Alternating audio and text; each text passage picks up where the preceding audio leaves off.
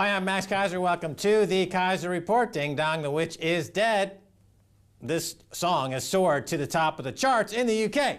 Now, is this just the odd manner in which the Druids, that is to say the British people, mourn the passing of their former Prime Minister Queen? Or do they disagree with what David Cameron and the media claim, that Margaret Thatcher saved Britain? Now, to me, I see that Margaret Thatcher, what she did is bequeath to the population a dream much more honest than the American one.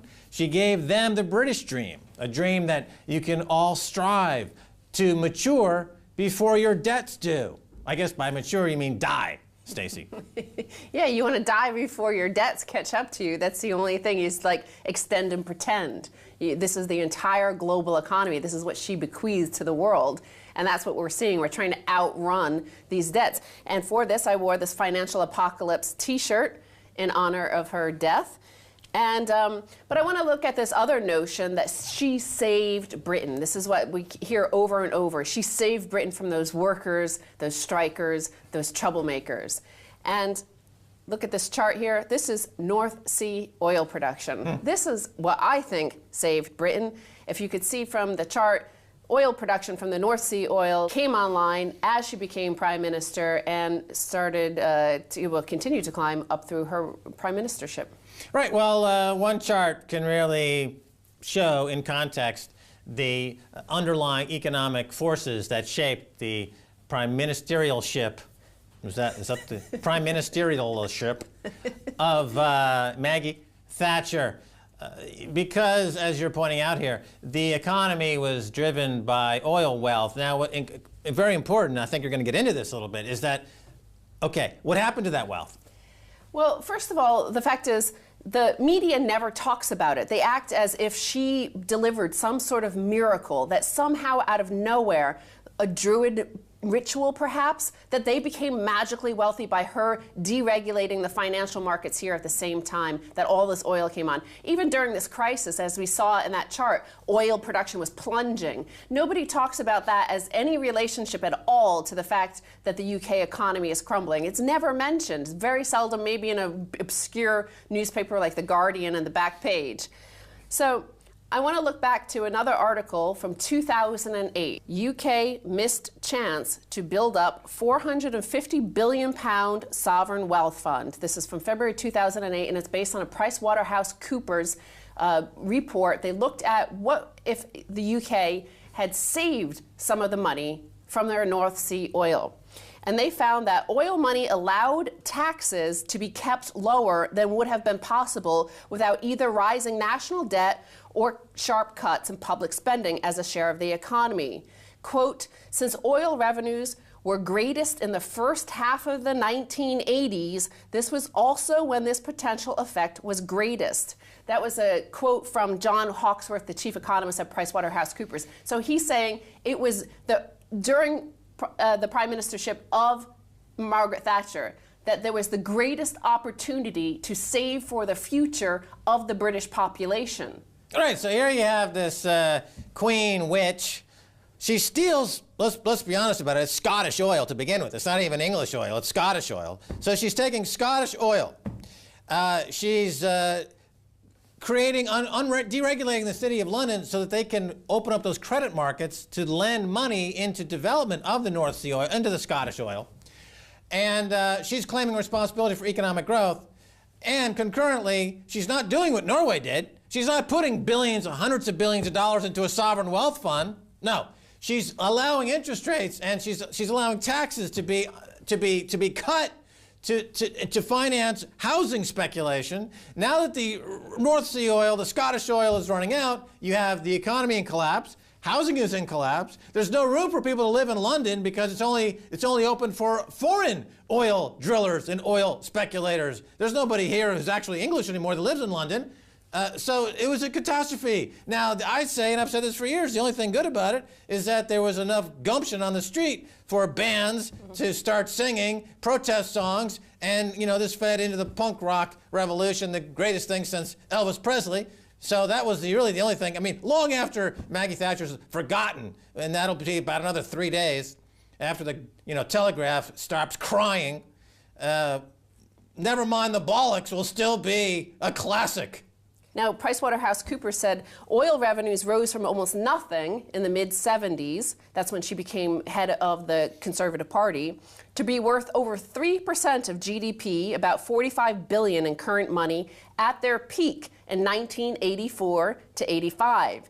They are now worth around 0.5% of GDP. So you see she had a huge amount, much more than any of these governments have now, in oil revenues with which to cut taxes, to seem like she was, that this was somehow unique, that she was doing it to be tough and hard. Yeah, she rode a bubble. She rode a bubble in oil and credit. There was a credit boom. We've hit peak credit in the world. The global financial crisis is the result of having hit peak credit. We've hit peak oil. Certainly in the UK, they hit peak oil a couple of years ago. They're in rapid decline, as is many of the big oil fields around the world. They're in rapid decline. So this economy here in the UK, is it going to be saved by the crash of the British pound and that will help export markets? No, exports do not account for enough of a percentage of GDP to matter. As the pound crashes as a result of hitting peak oil and peak credit, exports are not going to improve. 70% of the economy is services. Read retail, read consumption. So just people are going more into debt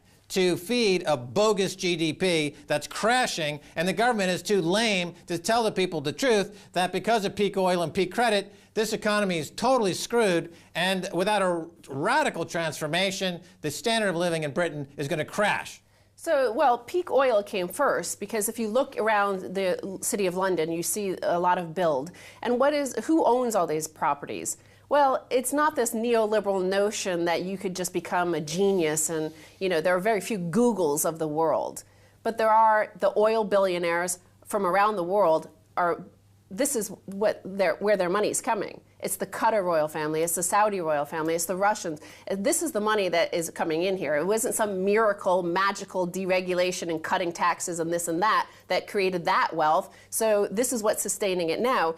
And now, going back to all of this 500 billion pounds that the UK could have had if they saved some of their money from the North Sea oil reserves, John Hawksworth from PricewaterhouseCoopers said, to a significant degree, the money has effectively been handed back to this and other generations since the early 1980s to spend, or in many cases to invest in housing or other assets. So that's the other thing that she bequeathed to the nation, why you want to outrun your debts before they come due, is that more and more, it's all about speculation. Forget all that stuff. Don't remember, don't even know where your wealth comes from. Just speculate away, keep on adding debts, and if your price of your assets are rising, that means we're getting wealthier. Right, the banks in the UK were making a lot of money during this period of deregulation by financing the oil extraction and exploration business. This gave them the collateral to then allow, under Thatcher's program of allowing people in public housing, what's called council estate housing here,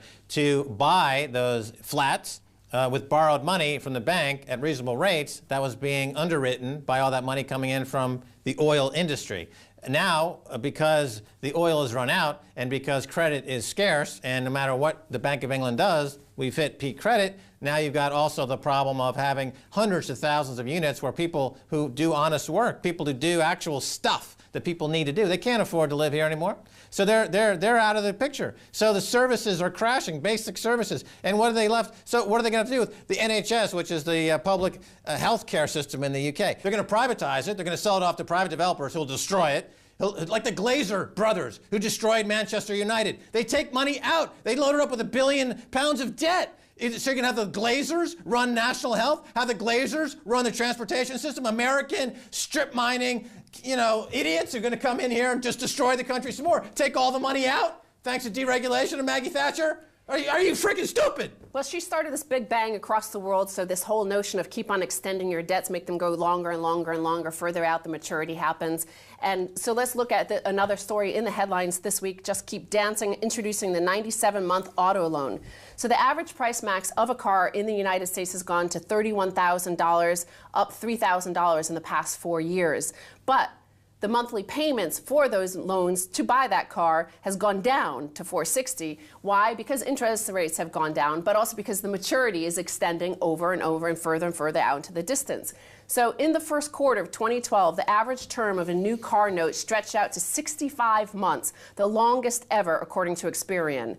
The company said that 17% of all new car loans in the past quarter were between 73 and 84 months, and there were even a few as long as 97 months. 4 years ago, only 11% of loans fell in this category. So people are taking out car loans of 8 years. Right, well, how can they afford to offer such low rates? Because the banks that offer those low rates are borrowing money on the wholesale market, which comes from the global banking system, including the IMF and the EU and these other global banks, who in turn extract austerity measures from the people who are being treated like the Gulag and the new financial holocaust in Greece and Cyprus. They're the prisoners of the debt syndrome, so that American big fat stupid Americans can buy big fat stupid cars and drive down to the big fat stupid donut shop to get even bigger, fatter, and stupider. Meanwhile, people in Cyprus and Greece are dying in the streets to support that mentality, and people like Margaret Thatcher made it all happen because she's a frickin' idiot. Yeah, and they do mention that people are in negative equity, essentially, on their car for a very long time. And you mentioned Europe. So let's finally go to this headline. Portugal considers paying public workers in treasury bills instead of cash. The Portuguese government is considering a plan to pay public workers and pensioners 1 month of their salary in treasury bills rather than cash after a high court ruled out wage cuts.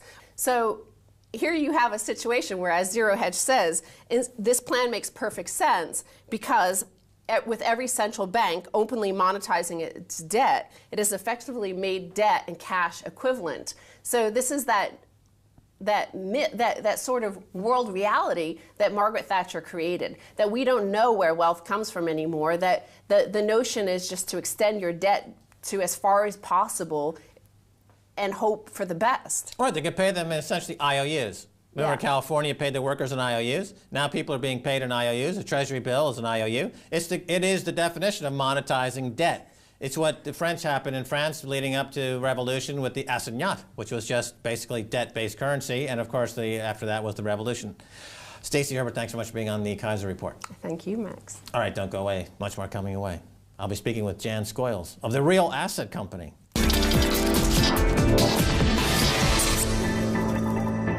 Welcome back to the Keiser Report. I'm Max Keiser. Time now to turn to Jan Scoyles of the Real Asset Company. Jan, welcome back to the Keiser Report. Thank you for having me. All right, Jan, your latest newsletter from the Real Asset Company is that the biggest, most surprising theme you see in the real asset market these days. What do you see? Well, we've been loads of different things we're talking about in this. This is our first The Real Asset Report that we're going to release. It's coming out today. And we just some great research. We've been asking our clients and our readers various different things. We've also got some kind of longer research pieces in there. My biggest personal surprise that I found is I started thinking about writing this back in January, early February.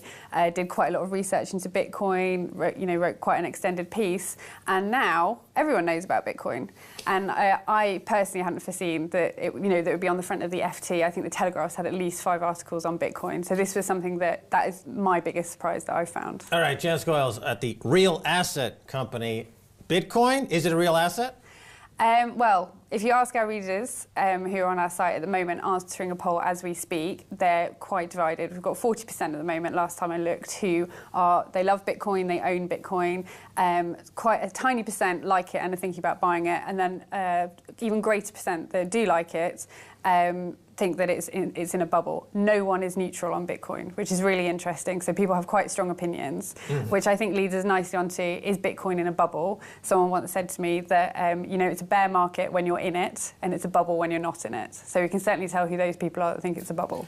Well, putting the bubble question aside for a second, a lot of people, of course, want to know what the intrinsic value of a Bitcoin is. In gold and silver, there's a strong case to be made that gold has intrinsic value. It's been used as money for thousands of years, and people argue that it should be the basis for the currency of modern societies, whether in the US or the UK, instead of the fiat money that we have now.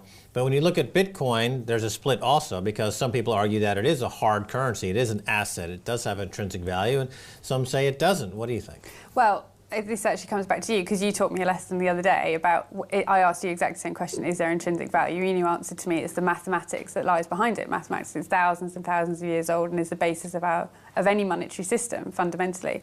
And this was something that, after speaking to you, I came away and I thought about. And one of the things we have in the real asset report is a look at Romans and the debasement. And just looking back at that makes you realise that, you know, maths is very intrinsic to a currency system, and the maths that's used behind it, you know, and basically what you have in the system should be existing wherever you're banking it, and that is very basic maths, and that's how Bitcoin works. So I personally am warming to this belief that there's an intrinsic value. I think if I was answering the poll at the moment, I would have, I like it, but I haven't bought it yet. You're a bit curious. I'm a bit curious, yes. Okay. We are talking about whether Bitcoin is actually just a Bitcon, and I'm in the middle. I'm a bit curious. All right, so the report's coming out today. Today. And I'm in it. You're in the report. Oh, that's great. So you're in it. Jim Rickards is in it. I'm in it. What more could you want from a report? Okay, well, let's go back to gold, and it's central to the currency war. So how is the gold playing at the moment? Well, I'm finding this very interesting. Again, it's something we looked at. We've got this really great infographic called "The World is Talking About Gold," you know, because for everyone saying that gold is over, the bull market's done because the price hasn't performed particularly well this year, 97 countries in this great infographic we've got are all talking about gold. Central banks are still buying gold. You know, I was just writing about Brazil. They bought, I think they added 90% to their reserves last year. Paraguay bought more gold than anyone else in South America.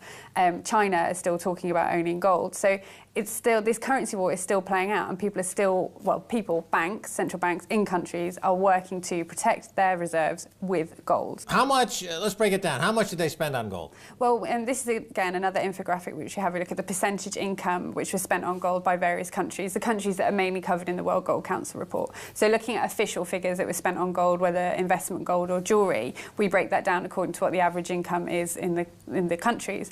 And unsurprisingly, you know, I don't find this particularly surprising, is the wealthier countries that are in the list spend the least amount of gold. So France and the UK, for instance, spend less than 1% on gold. Switzerland is the only European country in the list that spends more than 1% on gold, whereas Vietnam and India spend, to me, I believe, quite high proportions of their income on gold, given what low incomes they have. So India, the number is between 8 and 9%, for instance. But Vietnam is trying to clamp down on that, right? They are, and they're not the only ones. India are also trying to do it, but I personally, in my research and what I'm hearing, this doesn't seem to be having a huge impact on gold demand, personal gold investment from people within these countries. I think there's been a huge surge in the black market, and I know they've tried to clamp down on imports from countries such as Thailand. But if people want to get hold of gold, that's where they want to put their savings, and that's where they feel their savings are safest. That's where they're going to do it. And going back to Bitcoin, this is why Bitcoin's so great, because it gives them access to putting their savings into something which can't be controlled by the government, and at the moment isn't clamped down on by the government. Right, so there's a complementary play there between Bitcoin and gold in terms of being able to bypass restrictions on buying gold in a country like Vietnam. So the countries themselves in the central bank level are buying gold, but they are enforcing some restrictions on the retail investor, the citizens of buying gold. So here you introduce Bitcoin into the mix, and you can be buying gold outside of government control. But I wanted to return to this idea that French citizens bought the least amount of gold. Talk about that a little bit. What's your thought there? Well, this was in 2012. So given what's just happened with Cyprus, and there's some really shocking figures coming out of France in the last couple of weeks, President Hollande's not having a particularly good state of play, as it were. And so I would be really interested to see you know, maybe by the end of this quarter or by the end of the year, to see how that investment's picked up in France. Because, I mean, the country's basically insolvent. You know, it's a dangerous place to be keeping your money. They're, I believe, sort of the next ones that we're going to be looking at. So I think that number will change that we saw last year. But having said that, you know, here in the UK, where you and I have talked about before, we're also in quite a dangerous position. We're seeing the same numbers here, and people you talk to on the street aren't quite making that link yet between what's happened to their money in the banks and what they could be doing in terms of gold. So it'll be interesting to see how it plays out throughout the year. Okay, people's money in the bank. It's being confiscated, but the governments and the media are calling it a bail-in, or they have other euphemisms for this. They are not copping to the fact that they are simply taking money out of people's accounts because the programs of printing money and programs of resecuritization and all kinds of funds that have been created across the Eurozone to try to roll up the debt and extend the maturity that we've seen over the past few years. These are simply not working. They're not creating any meaningful growth at all. Employment numbers continue to crash. Wages continue to fall. And now you have a situation where people are just reaching in and grabbing money out of people's bank accounts. Now, over there at Real Asset Company, you give people the opportunity to buy gold as a way to protect themselves from this. But it's still, even at this late stage in the game, people seem tone deaf to the facts that their wealth is being stolen. I do agree with you, and I think it is still a major problem. But just from our perspective at the Real Asset Company, we have seen a huge increase in deposits of people wishing to buy gold just in this last quarter that we've seen. I think I last spoke to you in February. You know, we'd already looked at doubling our figures in January. Now we're looking at the same, you know, for the following months. So there are definitely more people coming onto it. Curiously, while Cyprus was a huge push, I also think what happened in February when the pound fell quite dramatically on the back of comments that Mervyn King said, that suddenly got people thinking about the value of their money. But I do agree that not enough people are thinking about this, and I really do think that even though Cyprus is actually quite close to home, it's still seen as a completely different approach to an economy, different people and the way that they manage their money and their respect for the tax system. We still differentiate ourselves quite a lot, and because we're not in the Eurozone, I'm talking from a British perspective here, because we're not in the Eurozone, we perhaps don't see ourselves as in as dangerous position. I think another aspect is because there was a cap on how much money was being taken out of bank accounts. I think it was 100,000 euros. Not a huge number of people that we come across have 100,000 euros in current accounts, or in any account, and so now they maybe just think, well, we have to be a little bit savvier with where we're keeping their money. But they don't realise that if you can take any amount of money from a bank, if you take that amount from a bank account, you take any amount from a bank account. Yeah, it's a slippery slope to say, well, we'll keep the insured amounts protected. We'll just take the over-insured amounts, and then they'll come back and they'll say, well, as they're doing in the pension accounts now in the United States, they're saying that we're going to cap the amount of money you can have in a tax-free pension account. We're going to cap it to $3 million, and so these things are encroaching. Now, when you mentioned, yes, we are here in Britain, and when I'm talking about gold and silver, and I'm on Twitter, the most common response I get from people is they say, well, silver's great, but they get charged VAT. They get charged a value-added tax for silver. Well, that's not the case for you with the Real Asset Company. That's only if you take it out of the bonded system. If you keep it within a vault with the Real Asset Company, of course you can take delivery of it, but if you keep it within a vault, then you don't pay VAT on it. Okay, so in other words, if I go down to the shop and I buy silver bullion coin, I'm charged VAT. Yeah. But if I go to a Real Asset Company, that's not the case. Yes, but I'm not a tax advisor, so I suggest right, but we're not giving tax advice here, no. But that just happens to be the lay of the land. When it's kept within the vaulting system, as is offered by the Real Asset Company, then you don't pay VAT on your silver when you buy it from us. Good to know. Now, in the U.S., record sales recorded of silver by the U.S. Mint. Are you seeing that? I personally haven't noticed this with the Real Asset Company. Like I say, since January, the fall in the pound and then Cyprus, it seems that people want to be buying gold, which is quite surprising because silver's also, fallen quite significantly, and you'd think that people would also be seeing this as a buying opportunity. I'm not desperately sure why this is happening. I don't know if it's because people still see it as an industrial metal, and maybe they're concerned that if the economy is floundering, then there's not going to be as great a demand for silver. But I certainly haven't noticed as much of a pickup in silver. It's still demanded as much as it ever was, but not as dramatic increase as we've seen for gold. And particularly for gold to be stored in Singapore is where we're really seeing a big surge in demand. And you also look at those trends as well, where people are storing their bullion.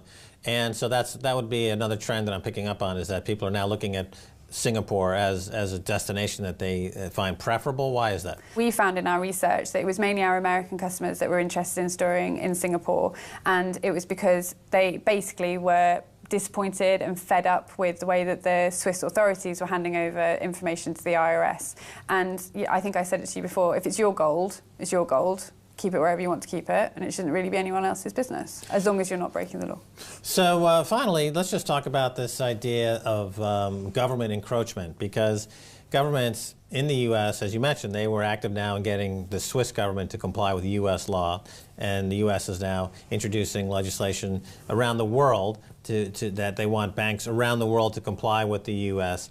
And but it's not just about tax taxes at some point. It's about government seizure of assets. I mean, this is like we saw it in Venezuela, we saw it in Argentina, we've seen it now in Cyprus. This is when governments go bananas, they just start stealing money. Do you think that's going to come to that here in the UK? What are your thoughts? In terms of bank accounts? Yeah. I don't think, if I was to sit here going, oh no, I don't think that's going to happen, how naive. Because you can't believe that the Cypriots were walking around going, oh yeah, that's definitely going to happen here. No one saw it coming. If anyone saw it coming, then there wouldn't be bank accounts to be dipping into. So I don't think you can write off that is never going to happen. There's always that possibility. Once it's happened somewhere, governments will use it as an example to use somewhere else. So I don't really think people should be that naive. They should just, spread their wealth around, keep an eye on what's going on, make sure they're fully informed where their assets are. Don't ever assume something won't happen.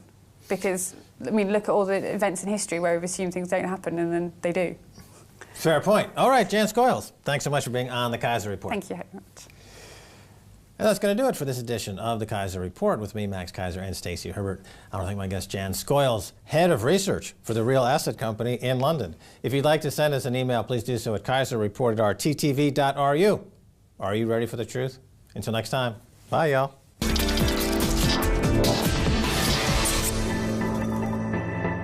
Hi, I'm Max Keiser. Welcome to the Keiser Report. Ding dong, the witch is dead. This song has soared to the top of the charts in the UK. Now, is this just the odd manner in which the Druids, that is to say the British people, mourn the passing of their former Prime Minister Queen? Or do they disagree with what David Cameron and the media claim, that Margaret Thatcher saved Britain?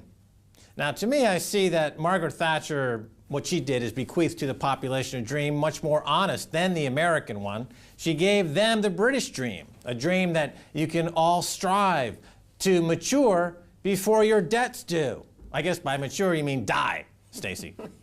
Yeah, you want to die before your debts catch up to you. That's the only thing is extended production was plunging. Nobody talks about that as any relationship at all to the fact that the UK economy is crumbling. It's never mentioned. It's very seldom, maybe in an obscure newspaper like The Guardian on the back page.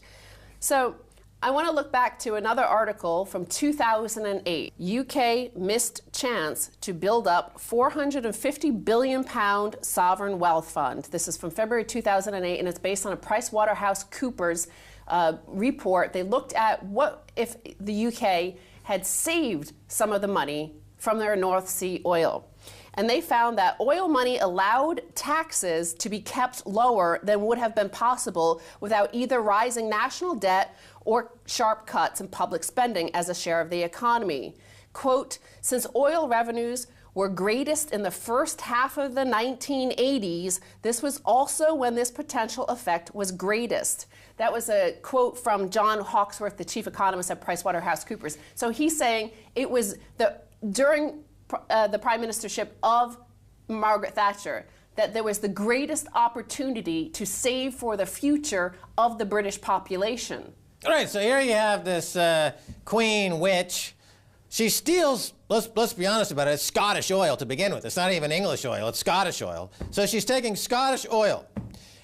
She's creating, deregulating the City of London so that they can open up those credit markets to... And pretend. This is the entire global economy. This is what she bequeathed to the world.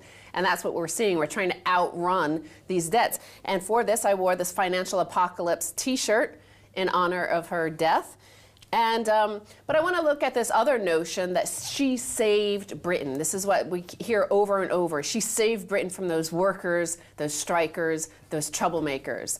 And look at this chart here. This is North Sea oil production. This is what I think saved Britain.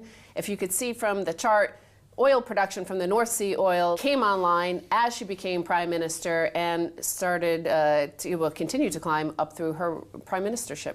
Right. Well, one chart can really show in context the underlying economic forces that shaped the prime ministerialship. Is that the prime ministerialship of Maggie Thatcher?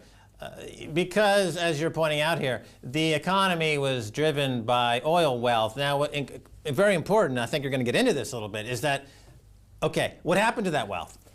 Well, first of all, the fact is, the media never talks about it. They act as if she delivered some sort of miracle, that somehow out of nowhere, a Druid ritual perhaps, that they became magically wealthy by her deregulating the financial markets here at the same time that all this oil came on. Even during this crisis, as we saw in that chart, oil